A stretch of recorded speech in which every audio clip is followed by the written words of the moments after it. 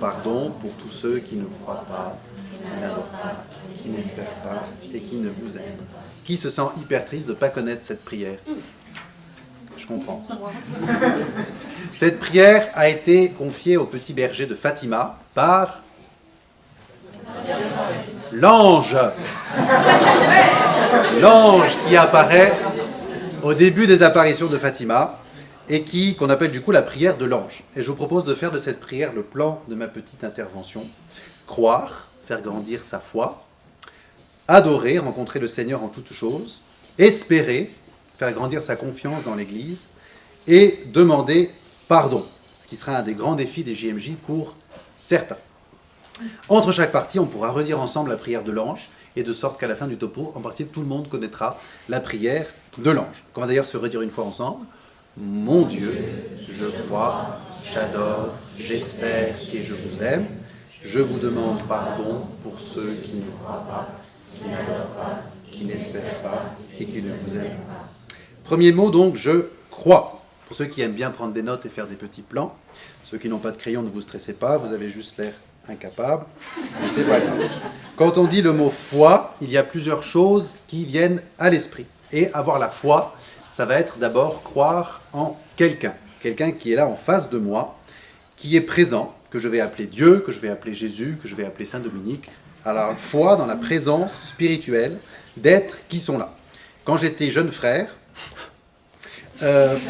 j'avais été frappé par un vieux père qui prêchait des retraites dans des monastères et qui disait, c'est dans les monastères de Monial, de cisterciens, de trappistes, qu'il avait eu dans les parloirs cette confidence: mon père, est-ce que vraiment vous croyez que Dieu existe vraiment?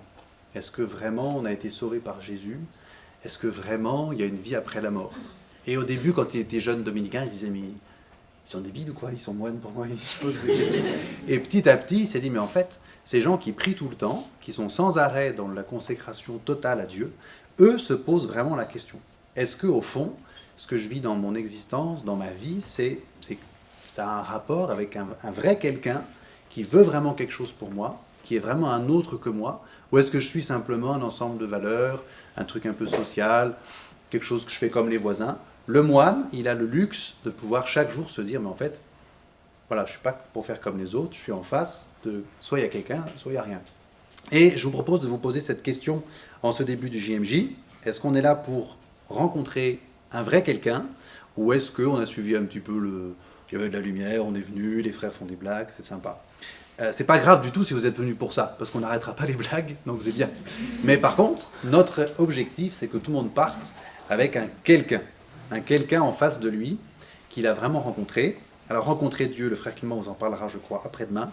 Ça ne veut pas forcément dire qu'on va ressentir plein de choses, mais en tout cas, on revient chez soi avec une certitude profonde. Je crois vraiment, Seigneur, que tu existes, que tu m'as sauvé, que tu t'es révélé à moi. Deuxième partie de la foi, c'est justement cette révélation. Croire ce que Dieu me dit, croire un certain contenu de la foi. Au début de ma foi, je crois ma maman, je crois mon papa, je crois en fonction de ce qu'on m'a dit, je fais ce qu'on me dit, j'agis en fonction de ce qu'on m'a dit, et ma foi, ça va être ça, un ensemble de pratiques, de façons de me comporter. Ça, c'est le topo des mineurs. Et maintenant, on devient vous, et quand on devient vous, on va être marqué par sa découverte personnelle de la parole de Dieu, sa découverte personnelle du contenu de la liturgie, ce que Dieu va faire vraiment dans votre vie. Et là, je fais un deuxième pas, et je m'intéresse vraiment au contenu de ce qui m'a été transmis. Pas simplement répéter et agir, mais approfondir, intégrer, faire grandir en moi, et même peut-être, pourquoi pas, transmettre ce que j'ai compris. Je vois des gens qui font comme ça, je suis très content. Vous êtes dans le bon groupe, parce que ça nous intéresse beaucoup, ce genre de choses.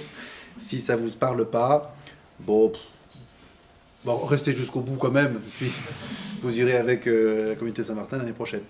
Dédicace pour les copains. Non, mais on s'aime beaucoup, tout va bien. On pourra couper, c'est bon. Bien. Deuxième enjeu du verbe croire, donc, c'est croire quelque chose. Si j'ai pas cet enjeu-là, je ne pourrai jamais répondre à cet ami musulman qui me pose des questions sur est-ce que Dieu peut vraiment être engendré, avoir un fils, ou à cet ami évangélique qui me dit mais j'ai vu une vidéo d'un frère petit et barbu qui parle d'une consécration à Marie, ça me choque beaucoup, puisque chez nous, c'est Jésus qui nous sauve, alors que chez vous, c'est Marie, et je ne comprends pas pourquoi vous avez changé la religion.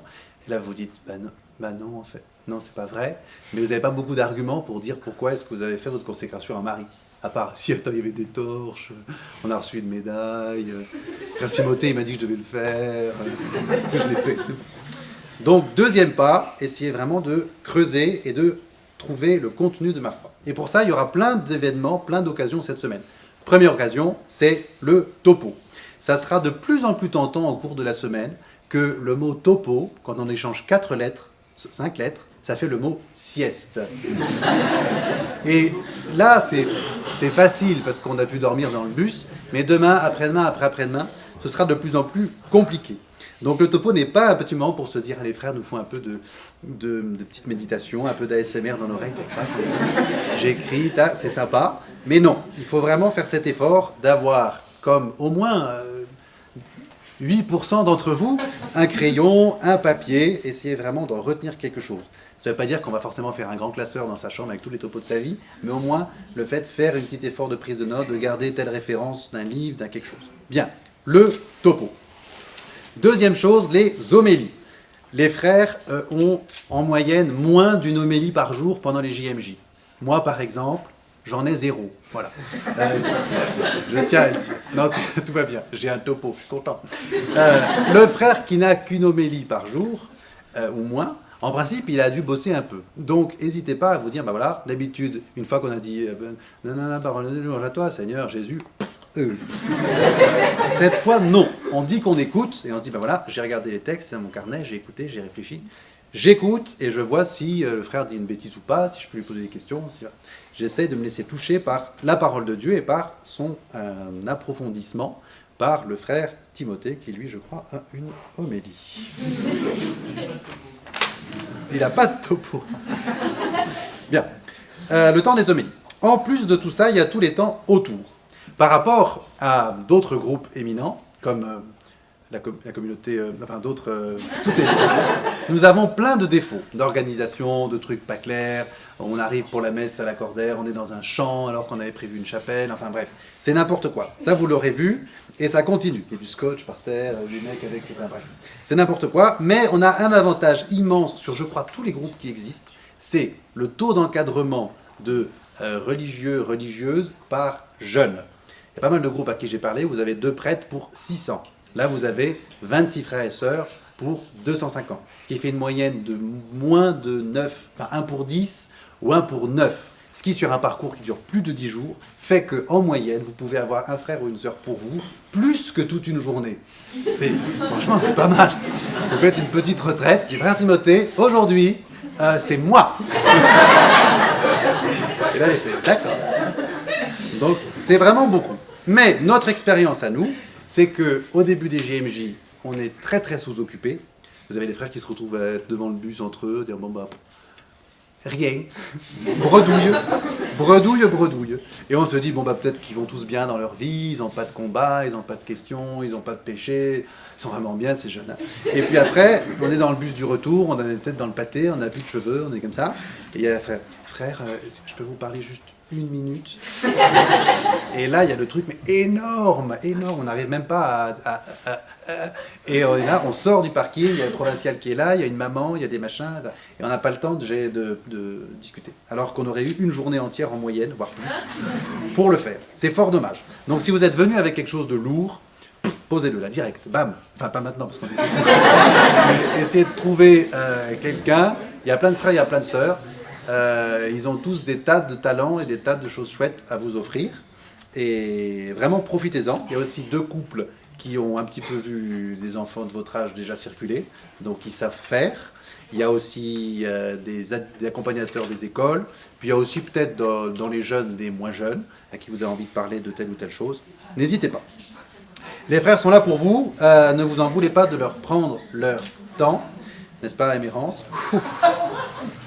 Ils sont là pour ça. Votre question n'est pas débile, votre péché n'est pas trop grand, il faut juste y aller. Attention, mise en situation. Parce que je rigole, mais ça arrive quand même tout le temps. Hein. Vous avez un chemin, par exemple, à la campagne, il fait très beau, et là, il y a la sœur populaire qui est entourée des jeunes populaires. Or, la sœur populaire, elle a fait un topo super bien sur un truc un peu touchy de votre vie, genre l'abus spirituel, ou je sais pas quoi, un truc vraiment dur, quoi. Et là, vous dites, en fait, c'est cette sœur à qui je veux parler de toutes les personnes que j'ai rencontrées de toute ma vie, c'est elle. Sauf qu'elle est en train de parler de, je sais pas, ses chaussures, comment on met ses trucs sous son habit, bon, aucun intérêt. Mais elle le fait avec des gens drôles qui lui posent des questions. Et là, vous vous dites, ah, je vais quand même pas les déranger, parce que c'est vraiment très important, nanana. Et là, vous vous dites, bah, attention, élément de langage. Ma sœur, est-ce que je peux vous parler un tout petit moment? Et paf! Elle se dit, enfin, on arrête de me parler de mes godasses. Et elle vient vous voir, et vous pouvez parler en vérité. Mais il faut juste avoir cette phrase-là. Donc on la répète ensemble. Ma sœur, est-ce que je peux vous parler? Mais vous êtes trop forts, ça va marcher. Donc les frères et sœurs sont là pour vous, c'est fait pour. Troisième chose pour la foi, faire grandir la foi des autres. Transmettre ce qu'on a contemplé. Un des meilleurs moyens de faire grandir sa foi, c'est de la partager. Et je suis sûr qu'il y a quelque chose, pas forcément tout le monde est un doctorat en théologie, vous pouvez tous, d'ailleurs personne n'a un doctorat en théologie dans ce groupe, c'est fou ça. Guy-Marie, t'en es où toi? Presque. C'est fou ça. Il n'y a pas de nul en foi, vous avez tous un petit quelque chose, sur le plan de l'expérience, de la confiance en Dieu, des choses que vous avez vécues, des expériences de prière. Vous pouvez tous apporter quelque chose au groupe. Croire, ça n'est pas que recevoir, croire, c'est aussi transmettre. Et ça sera l'occasion de pouvoir donner quelque chose à quelqu'un et le faire grandir. On a tous des raisons différentes d'être là, c'est très heureux. Il y a peut-être des gens qui ont des raisons pour venir qui, par rapport à votre niveau de vie spirituelle, vous semblent un peu légères. Et plutôt que de vous dire, franchement, c'est pas sérieux, les frères, ils prennent vraiment n'importe qui, vous pouvez vous dire, bah tiens, tel petit ou telle petite qui pense surtout à tel petit ou tel petit, ou aller boire des coups, je sais pas où, et ben moi je vais aller lui parler, pour lui demander un peu dans quel groupe elle est, si elle a une vie de prière, nanana. Et là il se dit, wow. Et en fait ça peut très bien marcher, il dit, bah en fait non, bah, je prie pas trop, et hop, on discute, et là vous pouvez peut-être apporter quelque chose. Voilà donc pour le verbe croire, qui nous permet de dire ensemble une fois la prière de l'ange. Mon Dieu, je crois, j'adore, j'espère et je vous aime. Je vous demande pardon pour tous ceux qui ne croient pas, qui n'adorent pas, qui n'espèrent pas et qui ne vous aiment pas. J'adore. Enfin, j'adore le verbe. Hein. Lorsque je dis j'adore, je pense d'abord à adoration et adoration eucharistique. Mais je peux partir de là et je peux élargir un peu la conception du verbe. J'adore, c'est l'attitude ordinaire du chrétien qui prend conscience que Dieu existe. Cette attitude d'adoration, de face à face avec un créateur qui est la source de toute ma vie. Frère Timothée nous le montre avec son bras. Regardez, il montre le ciel pour voir que l'adoration, c'est cette attitude d'élévation du cœur, n'est-ce pas, qui va vers le haut. Adorer, c'est peu à peu devenir la lumière rouge qui brûle devant le tabernacle, en tout cas en France, parce qu'en Espagne, au Portugal, c'est des petites lumières électriques, mais la flamme du tabernacle, je trouve que c'est une belle image de l'adoration, de se tenir près de celui que je veux honorer. Près du tabernacle, c'est là que notre âme doit être pendant ces JMJ, comme une petite flamme qui est toujours là.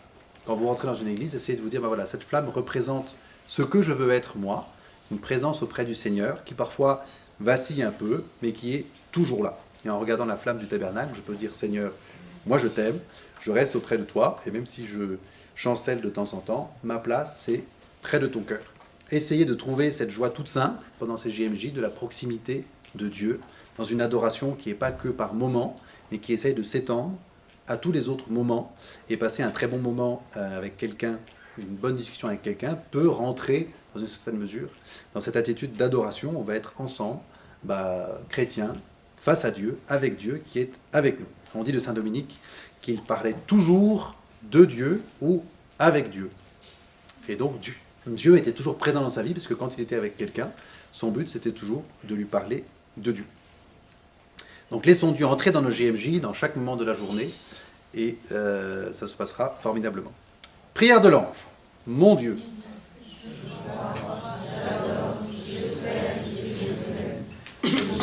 Pardon pour ceux qui ne croient pas, qui n'adorent pas, qui n'espèrent pas et qui ne nous aiment pas. J'espère. L'espérance est peut-être la vertu qui grandira le plus pendant notre séjour. Je pense que c'est une des vertus qui peut prendre son envol pendant les JMJ. l'espérance que nous donnent les JMJ, c'est la confiance dans l'Église comme un corps nombreux, et comme un corps jeune et plein de vie. Alors que le pape, devant vous, ne fera rien de plus qu'un curé de campagne, vieux et boiteux. Il va célébrer la messe, il va faire un chemin de croix, il va confesser des gens, enfin il fait tout pareil, sauf que c'est le pape. Et voilà. Moi je sais confesser, je sais bien, mais je ne suis pas pape. Et donc je ne suis pas un signe d'unité pour des millions de personnes. Donc même si un jour j'arrive à remplir un stade, eh ben, ça ne sera pas un signe d'unité du tout. Ce ne sera pas un signe de l'Église rassemblée autour de son pasteur. Ce sera juste de l'abus spirituel, je sais pas, quelque chose.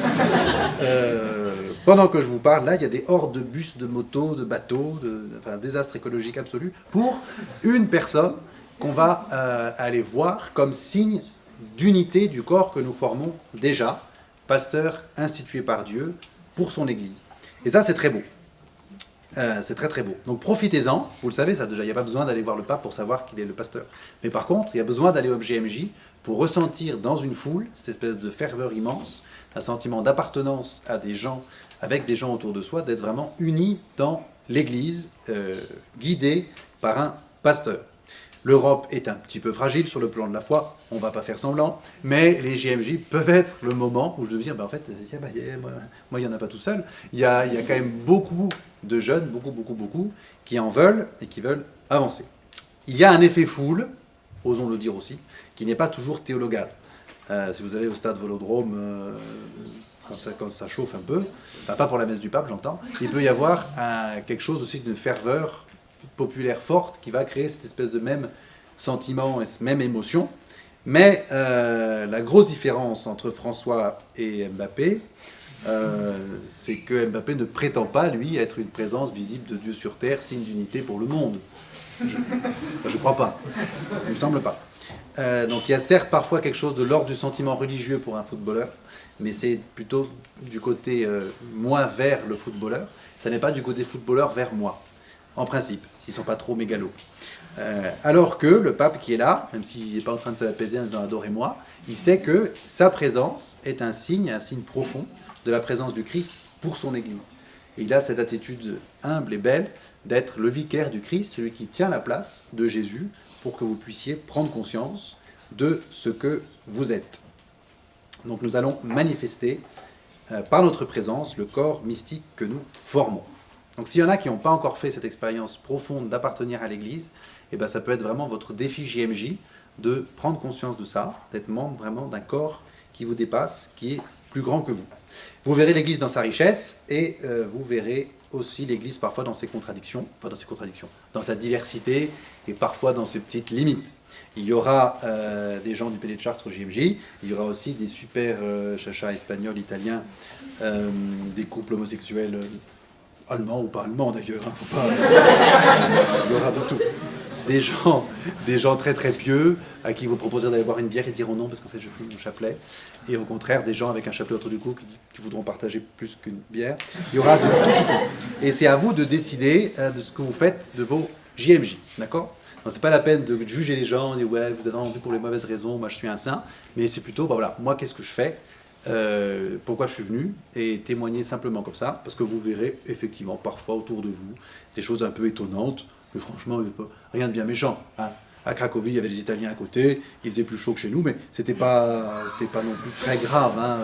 C'était simplement d'autres façons que nous avons, nous, dans notre culture, d'exprimer la communion en un seul corps. C'est tout. Faut pas s'en inquiéter.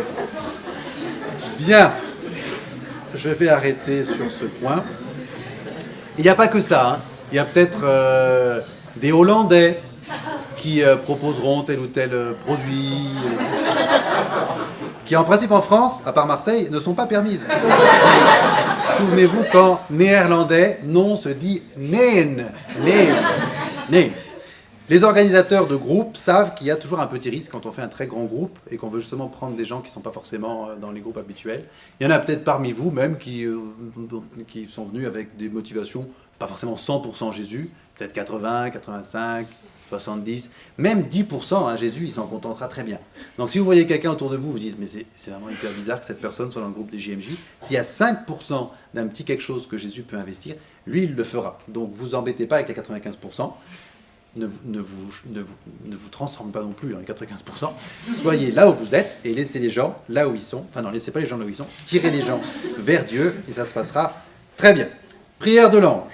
Mon Dieu, je crois, j'adore, j'espère et je vous aime. Je vous demande pardon pour tous ceux qui ne croient pas, qui n'adorent pas, qui n'espèrent pas et qui ne vous aiment pas. Je vous aime. Voilà. Voilà la clé de cette prière. Je vous aime, je t'aime. Dire cela au Seigneur chaque jour. Pour lui dire, rien de plus facile. Il suffit d'abord de prendre conscience de tout ce que le Seigneur a déjà fait pour vous. Si vous arrivez à réaliser un petit peu ça, depuis le jour de votre baptême jusqu'à aujourd'hui, vous pourrez peut-être faire grandir cette gratitude immense, d'avoir comme ça 14 jours pour relire un petit peu tout ce que le Seigneur a fait et lui dire, mais en fait, je t'aime vraiment, quoi. Parce que tu as fait des tas de choses pour moi, et que toi, tu as toujours été fidèle quand moi, je faisais n'importe quoi. Mais Seigneur, toi, tu es là, tu me guides, et tu m'as toujours aimé. Et moi, je te le dis aujourd'hui pendant les JMJ, je t'aime. C'est con, on est un petit peu ému quand on dit ça. Hein. Enfin, moi, l'amour du Seigneur, il faut vraiment lui dire souvent, quoi. Parce que c'est comme ça qu'on grandit avec lui, de lui dire simplement dans la prière, Seigneur, je t'aime, je t'aime, je t'aime. Lui, il vous attend depuis très longtemps pour que vous lui disiez vraiment je t'aime. Il n'arrête pas de le dire, on ne l'écoute pas toujours. Donc là, c'est l'occasion. On lui dit chaque jour à quel point on l'aime et à quel point on tient à son amour. Il y en a peut-être qui n'ont pas beaucoup prié dans leur vie, qui ont un petit peu peur de tout ce que je raconte. Sachez que justement, les GG peuvent être les JMJ. Tu peux me remettre en x1, s'il te plaît.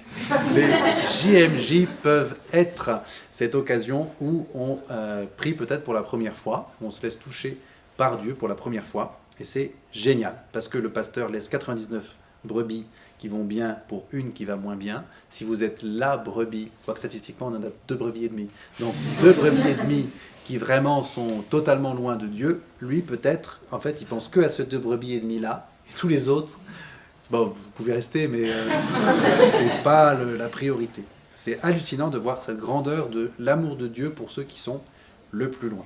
Comme une mère prend son petit dans ses bras, Dieu nous tient devant lui et il attend que nous puissions l'aimer en retour. Envers Dieu, on peut donc poser des actes de charité, mais aussi peut-être envers les autres. Envers Dieu, il y aura tout ce qu'il faut. Hein. Les offices, la consécration à Marie, le chapelet, les marches, tout. Mais je pense que c'est bien aussi de poser des actes de charité envers le prochain pendant les JMJ. On ne va pas faire des maraudes pendant les JMJ, mais par exemple, respecter les horaires, c'est un acte de charité immense envers le frère Manuel Marie. Vous l'avez repéré, le frère Manuel Marie ? Il est comme Dieu, il faut lui dire qu'on l'aime. Et la meilleure façon de lui dire qu'on l'aime, c'est de faire ce qu'il dit. Respecter les horaires, mettre son sac où il faut mettre son sac, et être tout bien dans les clous. N'hésitez pas quand même à sourire et à dire bonjour, à pas vous taper, mais vraiment, c'est vraiment important que les trucs filent. C'est bête, on perd toujours des heures et des heures et des heures quand il y a juste une personne qui a oublié son sac, une personne qui n'a pas son sandwich, une personne qui machin, pipi. Oui, vraiment, essayez de penser quand on dit qu'on part, quand on part pas, on s'assoit, bref, on fait ce qu'on dit. Envers les autres aussi, un truc qui est toujours triste au JMJ, c'est quelqu'un qui est assis là tout seul, qui est même pas en train de scroller sur son téléphone, parce qu'il se dit non, je vais me faire des amis. Mais personne ne vient le voir. Ça, c'est triste. J'en ai vu quelques-uns tout à l'heure, que je ne vais pas désigner, ce serait hyper gênant.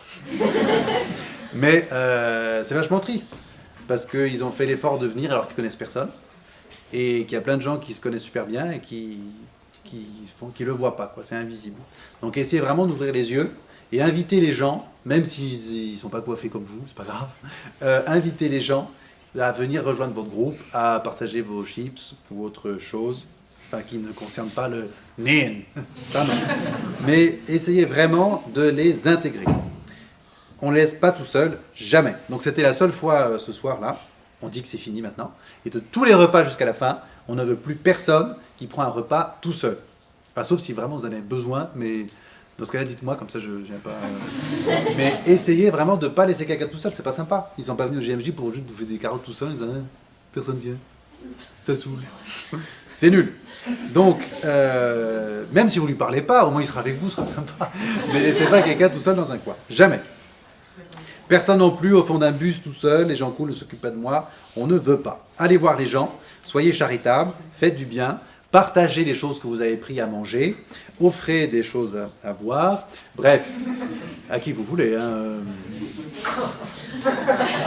Et ça se passera bien. Prière de l'ange? Oui.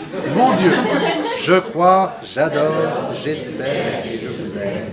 Je vous demande pardon pour tous ceux qui ne croient pas, qui n'adorent pas, qui n'espèrent pas et qui ne vous aiment pas. Je vous demande pardon, c'est la dernière phrase, promis. C'est le dernier point que je voudrais aborder, la question du pardon. Et les GMJ sont un lieu super pour pouvoir se confesser. Il y en a des gens dans cette salle, et là non plus je ne vais pas les désigner, pour lesquels la dernière confession c'était la retraite de confirmation. Ou même peut-être un peu plus loin, quand ils étaient dans une école qui n'était pas forcément très regardante lors de la confirmation. Bref, confession, ça remonte à quand j'avais 7 ans. Oui, la première communion, ma mère me dit que c'était bien. Mais depuis, non, parce que... Bah non, quoi. Donc il y aura des topos confessions pour vous aider. Mais c'est un drame du petit cœur de prêtre. J'ai un petit cœur de prêtre. C'est un vrai drame de voir des gens qui viennent se confesser parfois 2 ans, 3 ans, 4 ans, je ne vais pas dire trop tard, mais un peu comme ça, plus tard que ce qui aurait été possible, parce que c'était trop difficile, il y avait une espèce de blocage, ils n'y arrivaient pas. Donc, je vais rentrer un peu dans le dur, vous êtes prêts? On y va.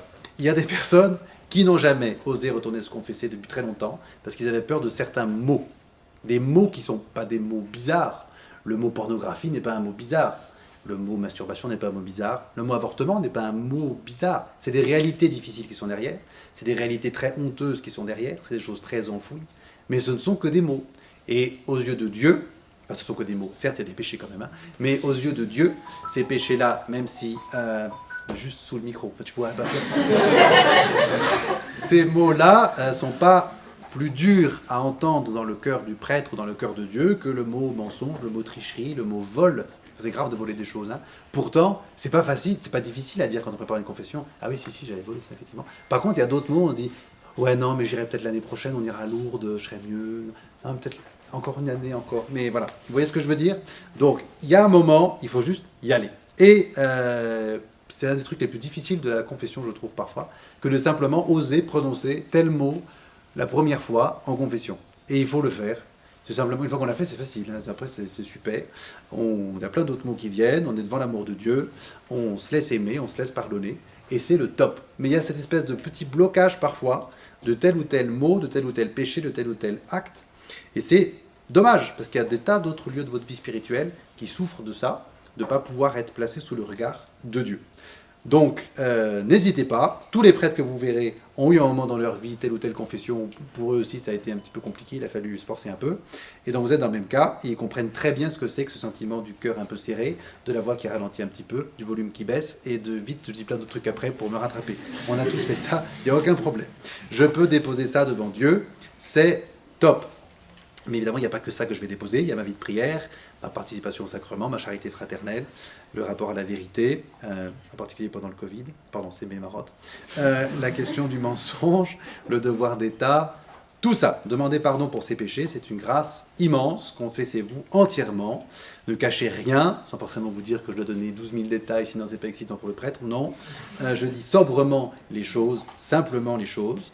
Dieu est infiniment plus miséricordieux que vous, et que votre regard sur vous-même est très dur, et il vous fait beaucoup souffrir. Le regard de Dieu sur vous-même n'est pas dur du tout. Et parfois, on projette sur soi le regard qu'on a sur soi-même.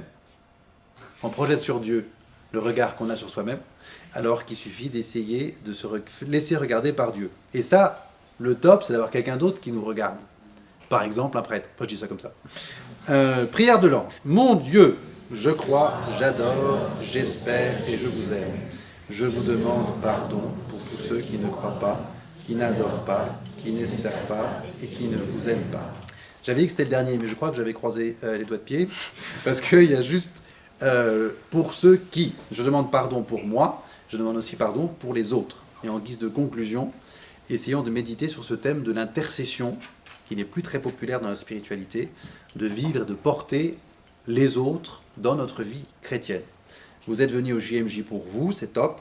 vous avez des choses que vous venez vraiment recevoir, mais essayez aussi de venir au JMJ pour d'autres gens, pour vos frères et sœurs, dont certains peut-être ont plus la foi, pour vos parents peut-être qui ont telle ou telle difficulté, pour tel ami qui n'a pas osé s'inscrire. On a tous des gens qu'on connaît et qui ont besoin d'un petit secours.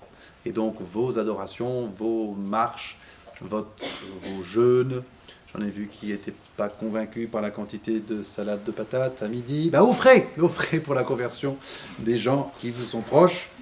Il y a peut-être 2 ou 3 sacrifices un peu plus durs qui vous arriveront dans la vie, hein. Mais offrez, apprenez vraiment à offrir les choses que vous supportez pour Dieu. Et si 1,5 million de personnes font ça, je pense quand même que Dieu écoute un tout petit peu et qu'il essaye vraiment il penche son cœur sur celui qui va vers lui. Donc on progresse dans la foi et on prie pour ceux qui ne l'ont pas. On progresse dans l'espérance, on fait l'expérience de l'Église et on prie pour ceux qui l'ont abandonné. On progresse dans la charité, on offre son amour à Jésus et à Marie pour qu'ils fassent de nouveaux croyants. On prie pour le monde, on prie les uns pour les autres. Et on peut réciter ensemble une dernière fois la prière de l'ange. Mon Dieu, je crois, j'adore, j'espère et je vous aime. Je vous demande pardon pour ceux qui ne croient pas, qui n'espèrent pas, qui n'espèrent pas et qui ne vous aiment pas. Bonne JMJ, moi j'ai fini. Et